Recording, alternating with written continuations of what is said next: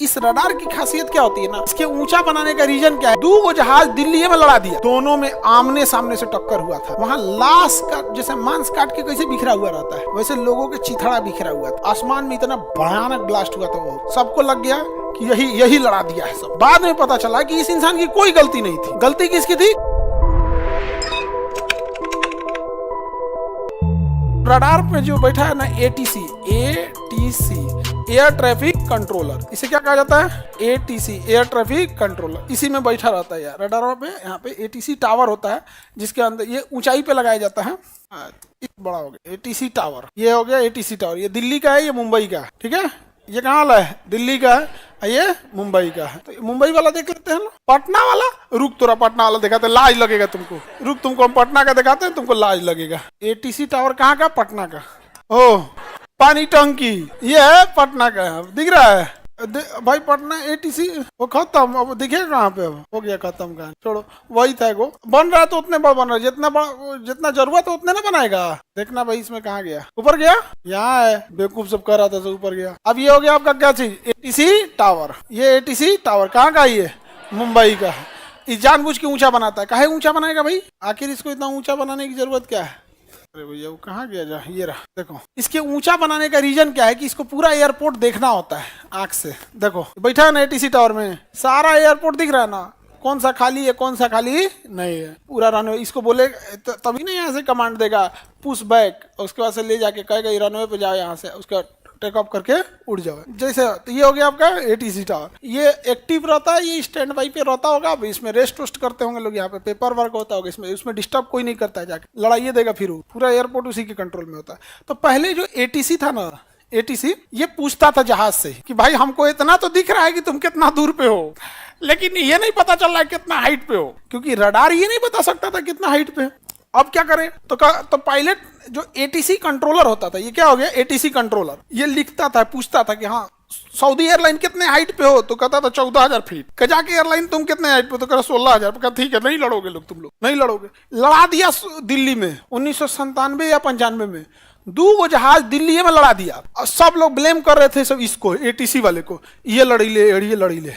उस समय क्या था कि सऊदी एयरलाइन आ रही थी, तो सऊदी एयरलाइन को कहा गया था कि तुम 14,000 फीट पे बने रहना। कितने पे? 14,000 फीट पे। उस समय का एग्जैक्ट आइडिया हमको नहीं कितना पे था। और एक और जहाज था जिसका नाम था कजाक एयरलाइन। उसको पूछा गया तुम कितना पे हो? वो कहा कि हम 16,000 पे हैं। कितना पे हैं? 16,000 पे। दोनों आमने सामने से गुजर रहे थे। तो भाई एटीसी को तो बहुत सारी जहाजों को ले जाना होता है। एक जहाज में 2,000 का गैप रखेगा तो आसमाने में पता चला 10वां जहाज अंतरिक्ष में घुस जाएगा। मेंटेन उतने ना करेगा। तो कहा एक काम करो, तुम 15,000 पे आ जाओ। कितने पे आ जाओ? 15,000 पे आ जाओ। और बताओ इसको क्या गलत बोला कि भाई तुम 15,000 पे आ जाओ? 1000 फीट की गलत। लेकिन ये जो बैला था ना कजाक एयरलाइन वाला, वो पहले ही से 15 पे था। एटीसी के पास पहले प्राइमरी रडार था जो केवल डिस्टेंस ही बता सकता है, और अभी भी वही बता पाता है, दूसरा नहीं बता पाता। तो कहा कि हम 16 पे हैं। छोटा था कितना पे? 15। तो कहा ठीक है तुम 15,000 पे आ जाओ, क्योंकि ऊपर से दूसरी जहाज निकालना है हमको। कहा ठीक है हम आ जाते हैं। वो छोटा 1000 कम कर दिया, 15 पे था, आ गया 14 पे। सऊदी एयरलाइन से टकरा गया। यहाँ दिल्ली से जस्ट उड़ी थी सऊदी एयरलाइन, तो उसको कहा था तुम 14,000 पे निकल जाना। और एटीसी जो एयर ट्रैफिक कंट्रोलर था उस समय बता दिया था सऊदी एयरलाइंस के कि तुम्हारे ऊपर से गुजरेगी कजाक एयरलाइन, तुम्हारे पास से गुजरेगी कौन? Kazakh airline. अब कौन पहले ऊपर था कौन नीचे था? अब इतना 1997 का मामला है। उस समय आप लोग होंगे भी नहीं, शायद 95-97 में नहीं होंगे लोग ना, तब आप लोग होंगे भी तो बहुत छोटे होंगे, आप लोग को आइडिया नहीं। अखबार में निकला होगा, नहीं थे? अब बताइए, ये ले आके चल दिया नीचे, दोनों में आमने सामने से टक्कर हुआ था। तो दिल्ली के पास एक जगह है चरखी दादरी, दिल्ली के पास एक गांव है चरखी दादरी, थोड़ी दूरी पे, क्योंकि ये उड़बे किया था दिल्ली के पास से चरखी दादरी। वहां लाश का जैसे मांस काट के कैसे बिखरा हुआ रहता है, वैसे लोगों के चिथड़ा बिखरा हुआ था। आसमान में इतना भयानक ब्लास्ट हुआ था, वो सबको लग गया कि यही लड़ा दिया है, सब यही लड़ाया है, दोनों को गड़बड़। एक ठो बेचारे को जो वहाँ पे जो ड्यूटी पे थे, जो उनको स्टैंड पर वो रख दिया गया था, मतलब ग्राउंड कर दिया गया कि आप अभी ड्यूटी पे नहीं जाएंगे जब तक आपका जांच कंप्लीट ना हो जाए। वो बेचारा डिप्रेशन में चला गया कि भाई तुम्हारे वजह से। और लोग उसने अपनी बात बताई थी कि उसके जानने वाले लोग उसको अपराधी की तरह बोलते थे, यार तुमने 500 लोगों की जान ले लिया यार। बाद में पता चला कि इस इंसान की कोई गलती नहीं थी। गलती किसकी थी? Kazakh airline. उससे बड़ी गलती भारत में भिखमंगों की। भिखमंगा हम क्यों कह रहे हैं? क्योंकि प्राइमरी रडार ये नहीं बता सकता है कि जहाज कितनी हाइट पे है, सेकेंडरी रडार ये भी बता देता है कितनी हाइट पे है। तो अगर सेकेंडरी रडार लगा होता तो पूछने की क्या जरूरत है, वो खुद बता देता है कितनी हाइट पे है। और बाय द वे पायलट गलती करता तो भी पता चलता, तब जाके लगा। हम क्यों कह रहे हैं भीख मंगा सबको, क्यों भीख मंगा बोल रहे हैं? क्योंकि पटना एयरपोर्ट को चाहिए 9,000 फीट, आइए 7,000 फीट भी नहीं है, चाहिए कितना 9,000, आइए 7,000 फीट नहीं है, यानी रिस्क है। तो एक ही चीज आता है इस कंडीशन में ना, ईमास। ईमास एक सिस्टम होता है, पढ़ाया है आप लोग को। ये भीख मंगा सब उसको भी नहीं लगाया है, सब नहीं समझे, लाजो शर्म नहीं है भीख मंगा को अब्बो लगा दे, नहीं समझ में आ गया? भीख मंगा चोट्टा, हाँ एयरपोर्ट बड़ा कर रहा है, ना ना ना ना, रन टर्मिनल बड़ा कर रहा है, टर्मिनल।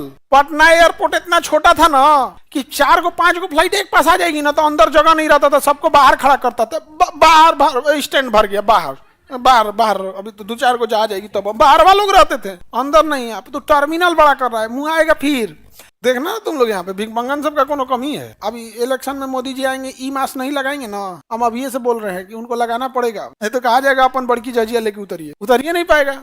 तो समझ में आ गया, रडार समझ में आ गया क्या होता है?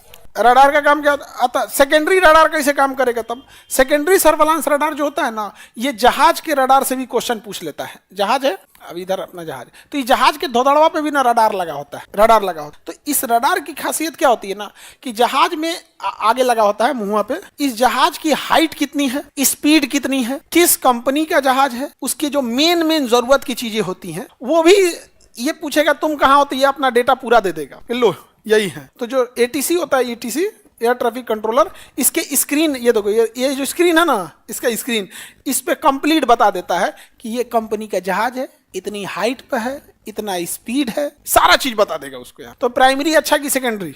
दिल्लिया वाला लड़का है था, प्राइमरी था, वो करे भरोसे बैठल था, वो बैला था 15,000 पे, बोला कि चल आओ, तो चल आया नीचे, मर गए लोग, मिड एयर कोलिजन था यहाँ पे। आगे बढ़े, एनी प्रॉब्लम?